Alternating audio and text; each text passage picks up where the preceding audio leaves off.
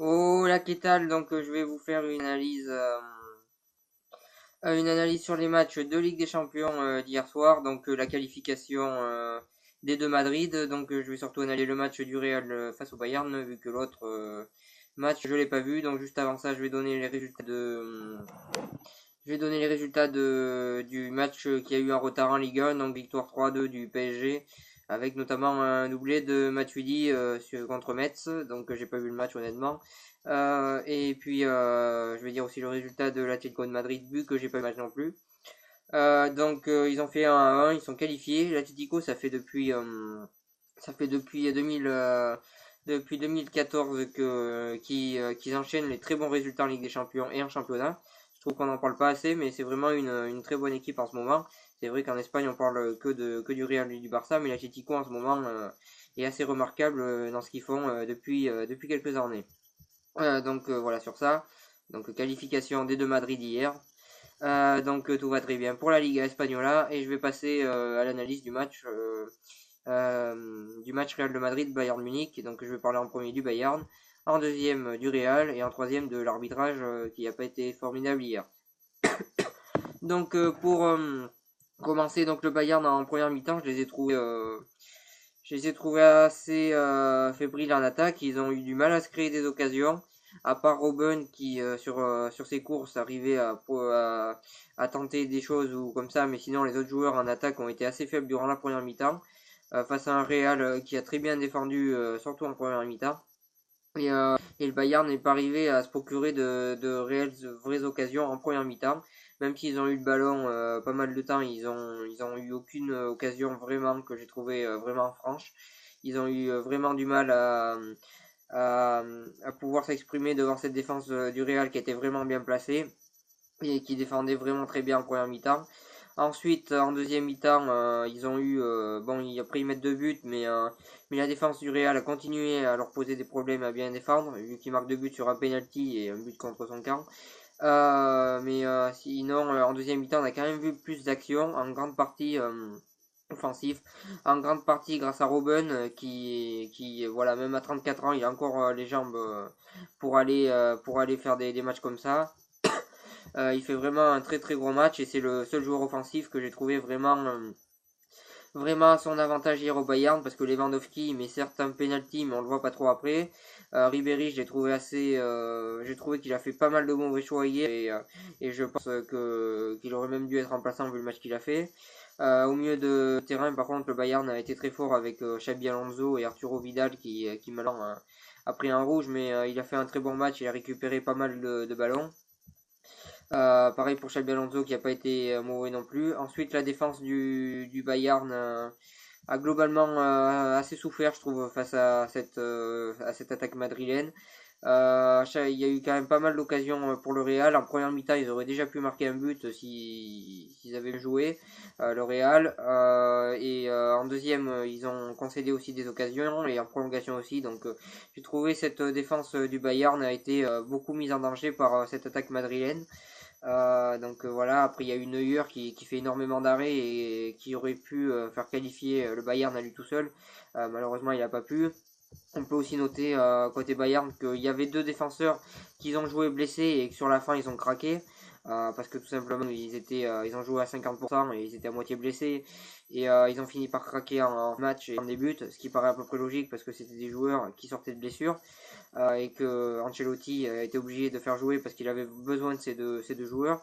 Mais on a vu qu'ils ont fini par plus trop tenir et d'ailleurs ils ont boité pendant tout le match. Même s'ils ont fait un bon match, ils ont joué en boitant. Voilà sur l'analyse du Bayern Munich. Ensuite, pour passer à celle du Real, je vais analyser celui-là que j'ai trouvé le meilleur tout de suite, que j'ai trouvé le meilleur au Real tout de suite. Donc j'aurais pu dire Ronaldo, mais je vais pas dire Ronaldo. Je vais dire Marcelo qui a vraiment été énorme en défense. Il était là, il a couru partout. Je pense qu'ils auraient mis l'arrière, il aurait été flashé à 200 km/h. Je sais pas, il était vraiment partout. En défense, il était très fort hier en défense. Il évite au Real de se prendre un but. En attaque, il était là, il a fait des centres, il a fait des tirs. Il aurait même pu marquer un but. Sur le premier but du Real, je pense qu'il aurait eu but. Donc il fait vraiment un énorme match, Marcelo.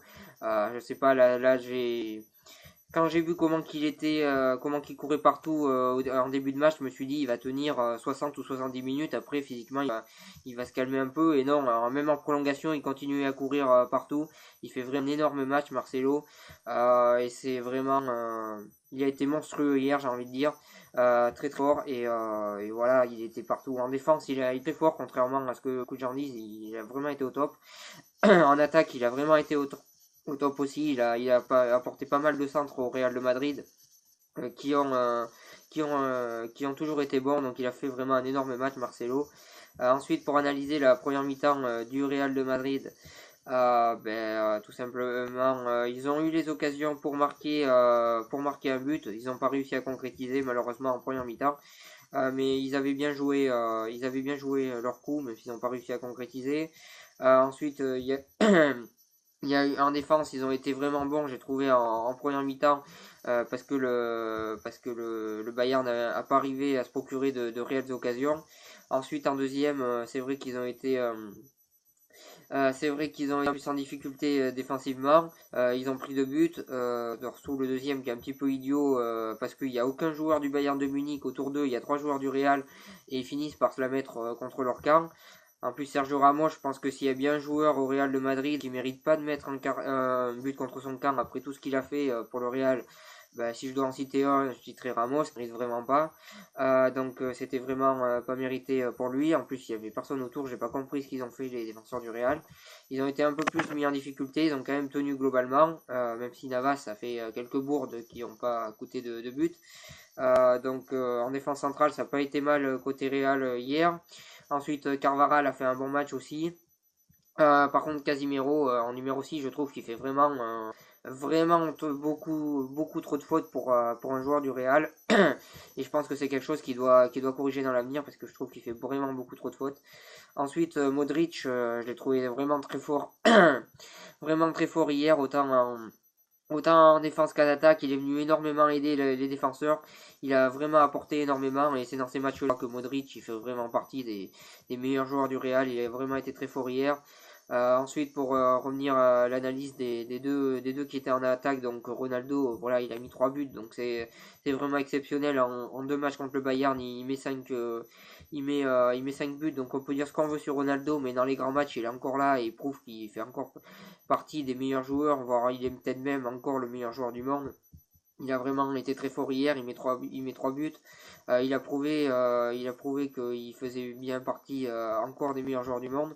Par contre, pour en revenir à l'analyse de Benzema, il a été assez invisible au match aller autant qu'au match retour. Il a eu des occasions mais il les a pas mises. Il n'a pas été à son avantage du tout. Et je pense même qu'il est sorti à la 60e, mais je pense qu'il aurait pu jouer ce match-là pendant 3 jours. Je pense qu'il n'aurait pas marqué.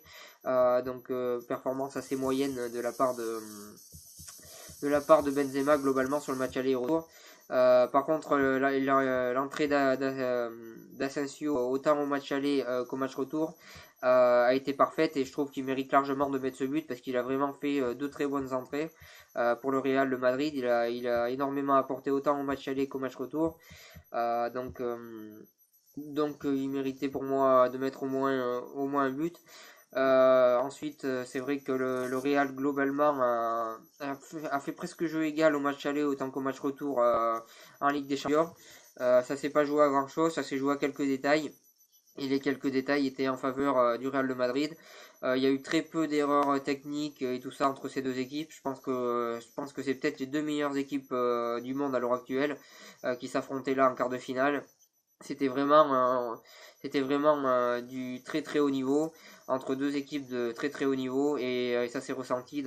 Voilà, vraiment très gros match, autant le match aller que le match retour. On a senti que c'était vraiment 2 très grosses équipes une face à l'autre. Ensuite, pour en revenir à l'arbitrage qui a fait polémique hier, pour moi déjà Vidal qui prend le rouge en fin de match, pour moi il aurait mérité de prendre le rouge à la 60e sur sa deuxième faute. Et je pense que s'il prend le rouge sur sa deuxième faute à la 60e, le Real finit aussi par gagner le match vu que le Bayern aurait craqué à 10 contre 11 comme ils l'ont fait en fin de match. Euh, mais euh, mais en tout cas, c'est vrai que l'arbitrage a été globalement mauvais. Déjà, le carton rouge d'Arturo Vidal, c'est vrai qu'après, sur la faute qui prend rouge, il y a. euh, Il y a absolument rien, il y a absolument pas faute et je comprends pas trop pourquoi l'arbitre met rouge sur cette action-là. Après pour moi, comme je dis, il mérite le rouge avant, donc il mérite le rouge avant, donc voilà.